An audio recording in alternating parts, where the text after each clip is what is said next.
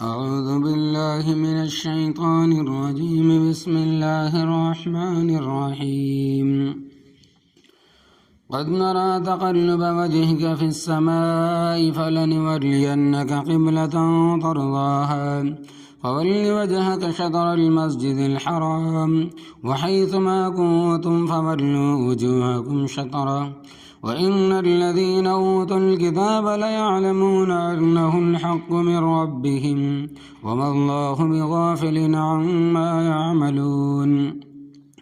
ولئن آتيت الذين أوتوا الكتاب بكل آية ما تبعوا قبلتك وما أنت بتابع قبلتهم وما بعضهم بتابع قبلة بعض ولئن اتبعت أهواءهم من بعد ما جاءك من العلم إنك إذا لمن الظالمين. الذين آتيناهم الكتاب يعرفونه كما يعرفون أبناءهم وإن فريقا منهم ليكتمون الحق وهم يعلمون. الحق من ربك فلا تكونن من الممترين. قد نرى تحقیق سے ہم دیکھتے ہیں تقلب وجہ کا آپ چہرے کے پھرنے کو فی السمائی آسمان کی طرف فلنولینک پس البتہ ضرور ہم آپ کو پھیر دیں گے قبلتاً اس قبلے کی طرف ترضاہا جس کو آپ پسند کرتے ہیں فول وجہ کا پس آپ پھیر دے اپنا چہرہ شطر المسجد الحرامی مسجد حرام کی طرف وحیث ما کنتم اور جہاں کہیں تم ہو فولو تو تم بھی پھیر لو وجوہکم اپنے چہروں کو شطرہ اسی مسجد حرام کی طرف وَإِنَّ الَّذِينَ اور بے شک وہ لوگ اوتوا الکتاب جن کو دی گئی کتاب لَيَعْلَمُونَ البتہ جانتے ہیں انہ الحق کہ بے شک یہ قبلے کی طرف منہ پھیرنا حق ہے من ربہم ان کے رب کی طرف سے وما اللہ اور نہیں ہے اللہ تبارک و تعالی بغافل غافل عما اس چیز سے یعملون جو وہ کرتے ہیں ولئن اور البتہ اگر اتیت الذین دیں آپ ان لوگوں کو اوت الکتاب آپ ان لوگوں کو اوت الکتاب جن کو دی گئی کتاب بکل آیت ہر طرح کی نشانی ما تبع قبلتک وہ نہیں پیروی کریں گے آپ کے قبلے کی وما انت اور نہیں ہے آپ بتابع قبلتہم ان کے قبلے کی پیروی کرنے والے وما بعضهم اور نہیں ہے ان کے بعض بتابع قبلۃ بعض پیروی کرنے والے بعض کے قبلے کی ولئن اتبعت اور اگر بالفرض آپ نے پیروی کی اہواءہم ان کی خواہشات کی من بعد ما جاءک من العلم بعد اس کی کہ آپ کے پاس علم آ چکا ہے جانکاری آ چکی ہے انک بے شک آپ اذن اس وقت اگر ایسا کیا لمن الظالمین البتہ ناانصافوں میں سے ہوں گے الذین وہ لوگ آتیناہم الکتاب جن کو دی ہم نے کتاب یعرفونہ پہچانتے ہیں اس کو کما یعرفون ابناءہم جیسے پہچانتے ہیں اپنے بیٹوں کو وإن فریقا منہم اور بے شک ایک گروہ ان میں سے لیکتمون الحق البتہ چھپاتا ہے حق کو وہم یعلمون حالانکہ وہ جانتے ہیں الحق من ربک حق آپ کے رب کی طرف سے ہے فلا تکونن پس آپ ہرگز نہ ہو من الممترین شک کرنے والوں میں سے. ما قبل سے ربط اس سے پہلے درس میں یہ بات قدر تفصیل کے ساتھ بیان ہو چکی ہے کہ حضرت صلی اللہ علیہ وسلم جب مکہ مکرمہ میں تھے تو کعبۃ اللہ کی طرف رک کر کے نماز پڑھتے تھے. جس وقت ہجرت کر کے مدینہ طیبہ تشریف لے گئے تو اللہ تبارک و تعالیٰ کا حکم ہوا کہ اب تم مسجد اقصیٰ کی طرف چہرہ کر کے نمازیں پڑھو.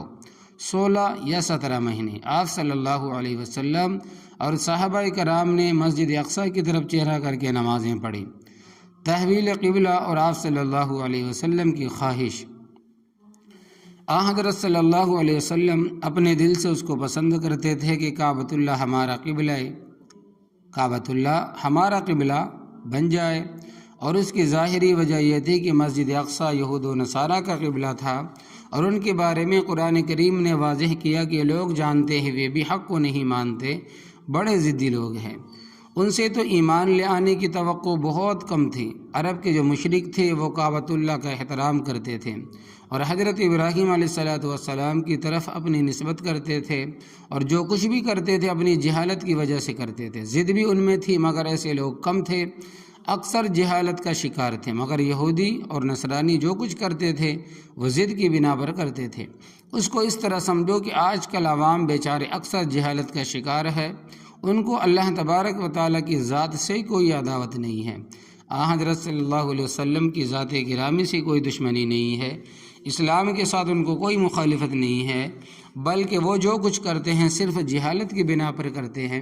ان کے ذہن میں یہ بٹھا دیا گیا ہے جو ہمارے عقیدے ہیں وہی عزت و احترام والے ہیں، اور جو عقیدے ان کے علاوہ ہے تو وہ توہین والے ہیں۔ مثال کے طور پر جاہلوں کا یہ عقیدہ ہے کہ حضرت صلی اللہ علیہ وسلم اور تمام پیغمبر، تمام ولی اور بزرگ بھی ہر جگہ حاضر و ناظر ہوتے ہیں، یعنی ہر جگہ موجود ہوتے ہیں، اس کو وہ ان کی عزت سمجھتے ہیں۔ حالانکہ اگر غور کیا جائے تو اس میں ان بزرگوں کی سخت توہین ہے۔ توہین کیوں ہے کہ بھائی ہمارے تمہارے جیسے گناہگار تو ہر جگہ جانا پسند نہیں کرتے، شراب کھانے، جوئے کھانے، چکلے، دوسری بری جگہوں میں جانا کوئی شریف آدمی پسند نہیں کرتا، تو اللہ تبارک و تعالیٰ کے نیک بندوں کو وہاں موجود ماننا اس میں ان کی عزت ہے، یہ توہین ہے۔ کتنی واضح بات ہے، مگر وہ نہیں سمجھتے۔ اسی طرح وہ سمجھتے ہیں کہ ان نیک بندوں کے لیے تمام چیزوں کا علم ثابت کریں گے تو اس میں ان کی عزت ہوگی، حالانکہ حقیقت یہ ہے کہ اس میں بھی ان کی توہین ہے۔ اور پہلے پارے میں تم پڑھ چکے ہو کہ وما کفر سلیمان کے لوگوں نے حضرت سلیمان علیہ السلام کی طرف جادو کی نسبت کی کہ وہ جادو کا علم جانتے تھے۔ اللہ تبارک و تعالی نے فرمایا کہ وما کفر سلیمان، حضرت سلیمان علیہ السلام نے کفر نہیں کیا، نہ انہوں نے جادو پڑھا اور نہ سیکھا۔ تو جن چیزوں کو اللہ تبارک و تعالی کفر فرمائے اور جو بری چیزیں ہیں ان کے علم میں کون سی عزت کی بات ہے؟ عوام بیچارے یہ سمجھتے ہیں کہ ان کے لیے ساری چیزوں کا علم مانیں گے تو تب ان کی عزت ہوگی، جیسے جادو ہے، بہت ساری شعبدہ بازی کی چیزیں ہیں، موسیقی کا علم ہے، ان کے جاننے میں ان کی کون سی عزت؟ درود شریف حضور صلی اللہ علیہ وسلم پر پہنچایا جاتا ہے۔ اسی طرح جاہل یہ سمجھتے ہیں کہ حضرت صلی اللہ علیہ وسلم براہ راست خود ہمارا درود اور شریف وصول کرتے ہیں، جب بھی ہم پڑھتے ہیں تو آپ سنتے ہیں، اس کو وہ آپ صلی اللہ علیہ وسلم کی تعظیم سمجھتے ہیں، حالانکہ حقیقت میں معاذ اللہ تعالیٰ اس میں بڑی توہین ہے۔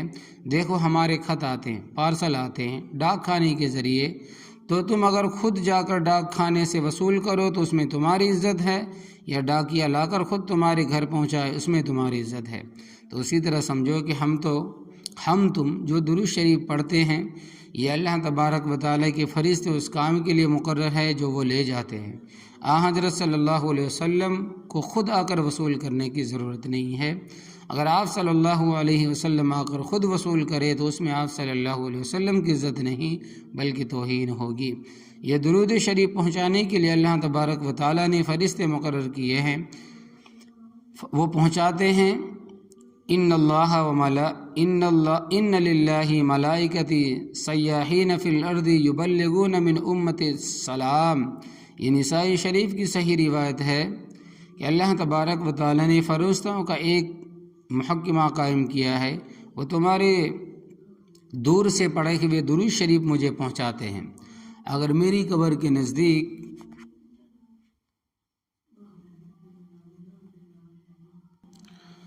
میرے قبر کے نزدیک آ کر پڑھیں گے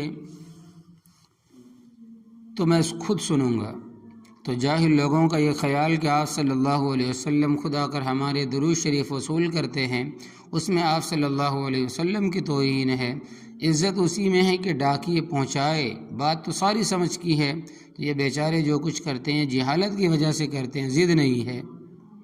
تو ان کے مولویوں نے ان کے ذہن بگاڑے ہیں۔ یہاں جو پرانے بزرگ ہیں انہوں نے حافظ اللہ داد صاحب مرحوم کو دیکھا ہوگا، گجرات میں ایک مقام ہے پٹیالہ، وہاں کے رہنے والے تھے، پنجابی میں بہت اچھا باز فرماتے تھے، تقریر کرتے تھے۔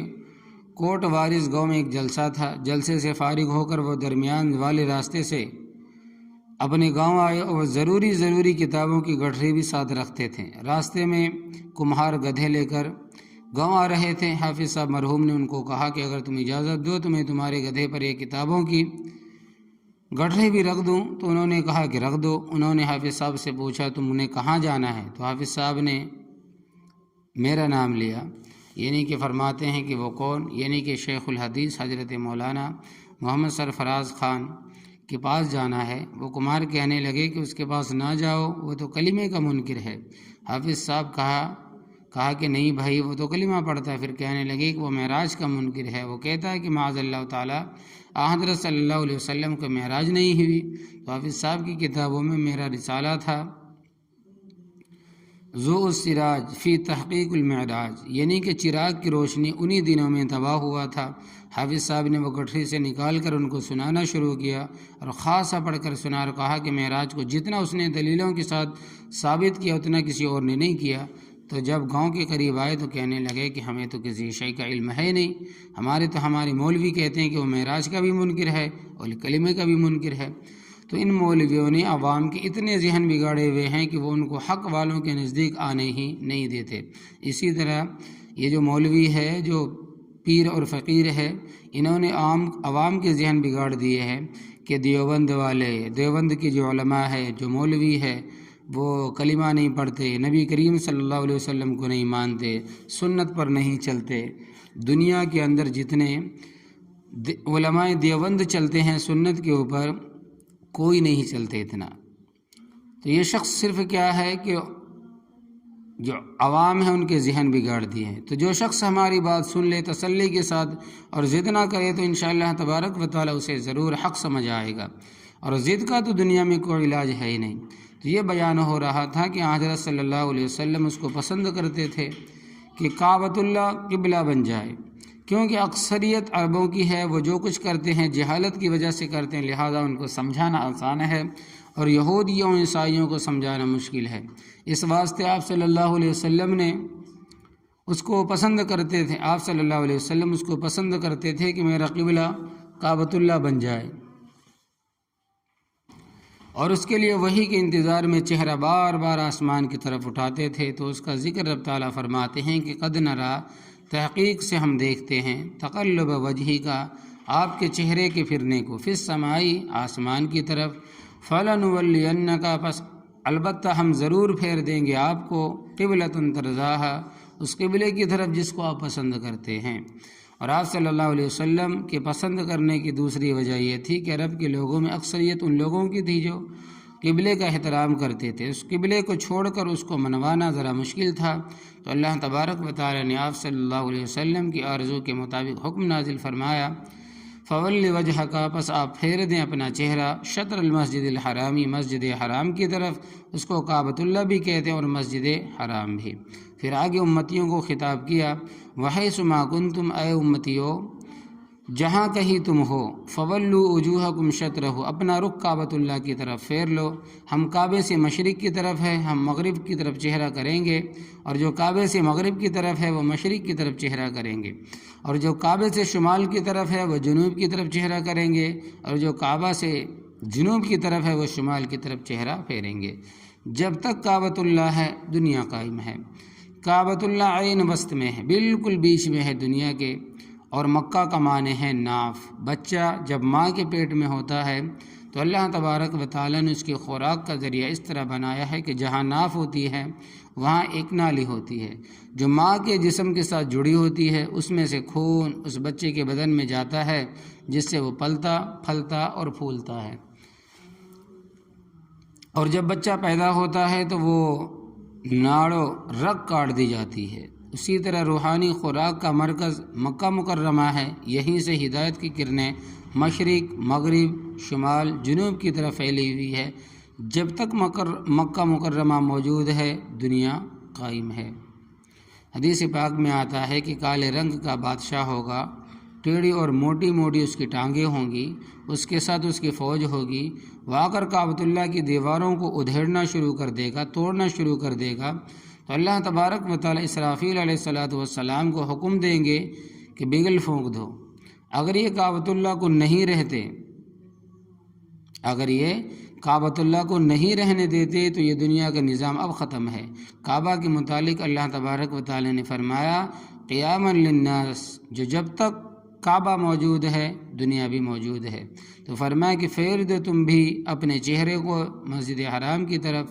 وَإِنَّ الَّذِينَ أُوتُوا الْكِتَابَ، اور بے شک وہ لوگ جن کو کتاب دی گئی یعنی یہود و نصارہ، لَيَعْلَمُونَ، البتہ جانتے ہیں، أَنَّهُ الْحَقُّ، کہ بے شک یہ قبلے کی طرف رخ پھیرنا حق ہے، کیونکہ پہلی کتابوں میں اس کی تصریح تھی کہ نبی آخر الزمان صلی اللہ علیہ وسلم نبی القبلتین ہوں گے، پہلے ان کا قبلہ کعبہ ہوگا، پھر مسجد اقصی، اور آخر میں ان کا قبلہ پھر کعبہ ہی ہوگا۔ اور یہ لوگ جانتے ہیں کہ کعبۃ اللہ کی طرف رخ کرنا حق ہے اور من ربہم، ان کے رب کی طرف سے ہے۔ وما اللہ بغافل عما یعملون، اور نہیں ہے اللہ تبارک و تعالی غافل ان کاموں سے جو وہ کرتے ہیں، اور جو کچھ کرتے ہیں ضد کی بنا پر کرتے ہیں، لہذا ان سے توقع نہ رکھیں، لہذا ان سے توقع نہ رکھیں۔ وَلَئِنْ آتَيْتَ الَّذِينَ أُوتُوا الْكِتَابَ، اور اگر آپ دیں ان لوگوں کو جن کی کتاب دی گئی، جن کو یعنی یہود و نصارہ کو، بِكُلِّ آیَةٍ، ہر قسم کی نشانی آپ صلی اللہ علیہ وسلم ان کو دکھائے، ما تبعوا قبلتک، یہ لوگ آپ کے قبلے کی پیروی نہیں کریں گے، اس لیے کہ ضد اور ہٹ درمی کا تو دنیا میں کوئی علاج نہیں ہے۔ وما انت بتابع قبلتہم، اور آپ ان کے قبلے کی پیروی نہیں کر سکتے کیونکہ آپ تو ہمارے حکم کے پابند ہیں۔ وما بعضهم بتابع قبلۃ بعض، اور ان میں سے بھی بعض کے قبلے کی پیروی نہیں کرتے، ہر ایک کا الگ الگ قبلہ بنا ہوا ہے۔ یہود کا قبلہ مسجد اقصی میں ایک چٹان صخرہ بیت المقدس، یہود کا وہ قبلہ تھا، اور اس چٹان سے مشرق کی طرف والا حصہ عیسائیوں کا قبلہ تھا۔ وہ اپنے قبلے پر مصر تھے اور یہ اپنے قبلے پر مصر تھے۔ وفد نصارہ کی آمد ہجرت کے 90 سال، نجران کے عیسائیوں کا وفد آپ صلی اللہ علیہ وسلم کے پاس آیا، وہ 60 آدمی تھے۔ حضرت صلی اللہ علیہ وسلم نے صحابہ کرام سے مشورہ کیا کہ 60 آدمیوں کا ایک جگہ 60 آدمیوں کا ایک جگہ اکٹھا ٹھہرانا ہمارے پاس انتظام نہیں ہے، ٹھہرنے کا انتظام ہمارے پاس 60 آدمیوں کا ایک جگہ نہیں ہے۔ آج کے دور جیسی کوٹھیاں تو نہیں تھیں، ہزاروں آدمی ان میں آ جائیں، سادہ زمانہ تھا، چھوٹے چھوٹے مکان ہوتے تھے۔ آپ صلی اللہ علیہ وسلم نے فرمایا کہ اس طرح کرو کہ 2 3 آدمی تقسیم کر لو، ان کو سہولت رہے گی، تم بھی آرام میں رہو گے۔ آپ صلی اللہ علیہ وسلم نے وفد والوں کے سامنے یہ بات فرمائی، ہم غریب لوگ ہیں، ہمارے پاس کوئی اتنا بڑا مکان نہیں ہے کہ ہم 60 آدمیوں کا اکٹھا انتظام کر سکے، اس لیے ہم 2 3 آدمی تقسیم کر کے تمہاری مہمانی کریں گے۔ وہ کہنے لگے کہ نہیں، ایسا نہیں ہوگا، بلکہ ہم تو اکٹھے رہنا پسند کریں گے۔ ان کی پادریوں نے یہ خیال کیا کہ جو ہماری بھیڑیں ہیں یہ ہم سے جدا نہ ہو، تاکہ یہ مسلمانوں سے متاثر نہ ہو اور ہمارا ہی اثر ان پر رہے۔ تو آپ صلی اللہ علیہ وسلم نے فرمایا کہ پھر ہماری پھر ہمارے پاس تو مسجد کے علاوہ کوئی ایسی جگہ نہیں ہے۔ کہنے لگے کہ ہم مسجد ہی میں رہیں گے۔ چنانچہ 60 عیسائیوں کا وفد مسجد میں ٹھہرایا گیا۔ وہ کہنے لگے کہ ہم نے اپنی نماز بھی پڑھنی ہے۔ تو آپ صلی اللہ علیہ وسلم نے فرمایا کہ پڑھتے رہو۔ چنانچہ وہ مسجد نبوی میں اپنے قبلے کی طرف رک کر کے نماز پڑھتے رہے اور 2-3 دن اسی طرح رہے۔ آپ صلی اللہ علیہ وسلم نے صحابہ رضی اللہ عنہم سے فرمایا کہ ان کو کچھ نہ کہو، بلکہ وہ جو کچھ کرتے ہیں کرنے دو۔ اللہ تبارک و تعالی نے فرمایا اگر آپ ہر قسم کی نشانی ان کے سامنے پیش کریں، یہ مقرر ہے، ما تبعوا قبلتک، وہ آپ کی قبلے کی پیروی نہیں کریں گے۔ وما انت بتابع قبلتہم، اور نہ آپ ان کے قبلے کی پیروی کر سکتے، اس واسطے کہ آپ ہمارے حکم کے پابند ہیں۔ وما بعضهم، اور نہیں ہے بعض ان کے، بتابع قبلت، بعض پیروی کرنے والے ہیں بعض کے قبلے کی۔ وَلَئِنِ اتَّبَعْتَ أَهْوَاءَهُمْ، یہ آپ صلی اللہ علیہ وسلم کو خطاب کر کے آپ صلی اللہ علیہ وسلم کی امت کو سمجھایا جا رہا ہے، اور اگر بالفرض آپ نے پیروی کی، ان کی خواہشات کی، من بعد ما جاءک من العلم، بعد اس کے کہ آپ کے پاس علم آ چکا ہے، انک اذا لمن الظالمین، بے شک اب اس وقت آپ کا شمار ظالموں میں ہوگا۔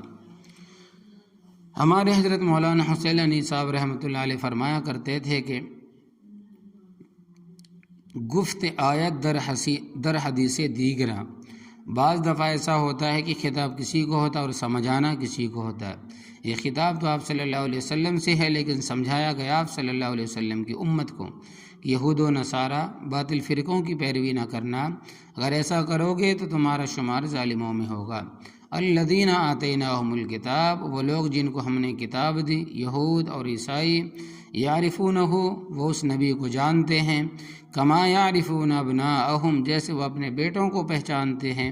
اس آیت کریمہ کی تفسیر میں بہت سی تفسیروں، حتیٰ کہ جلالین تک میں موجود ہے کہ عبداللہ ابن سلام جو پہلے یہودی تھے پھر مسلمان ہوئے، انہوں نے یہ لفظ کہے کہ یہ تو شک ہوتا ہے کہ ہماری بیویوں نے کچھ خیانت کی ہو، لیکن حضور پاک صلی اللہ علیہ وسلم کے بارے میں ہمیں کوئی شک نہیں ہے کہ بلکہ آپ وہی پیغمبر ہے جن کے صفات پہلی کتابوں میں بھی بیان کی گئی ہے۔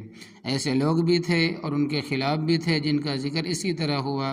وَإِنَّ فَرِيقًا مِّنْهُمْ، اور بے شک ایک گروہ ان میں سے، لَيَكْتُمُونَ الْحَقَّ، البتہ حق کو چھپاتا ہے، وَهُمْ يَعْلَمُونَ، حالانکہ وہ جانتے ہیں، ساری نشانیاں ان کے سامنے، وہ جانتے ہیں کہ وہی پیغمبر ہے جنہوں نے آنا تھا، مگر وہ ضد کا شکار ہو گئے، اور ضد کا دنیا میں کوئی علاج نہیں ہے۔ اللہ تبارک و تعالیٰ فرماتے ہیں کہ الحق من ربک، حق تیرے رب کی طرف سے ہے، فلا تکونن من الممترین، پس ہرگز نہ ہو آپ شک کرنے والوں میں سے، یعنی یہود و نصارہ کی نہ ماننے سے آپ تردد میں نہ پڑے۔ یہاں بھی خطاب آپ صلی اللہ علیہ وسلم سے ہوا، مگر سمجھانا آپ صلی اللہ علیہ وسلم کی امت کو ہے۔ عالمین یا رب العالمین۔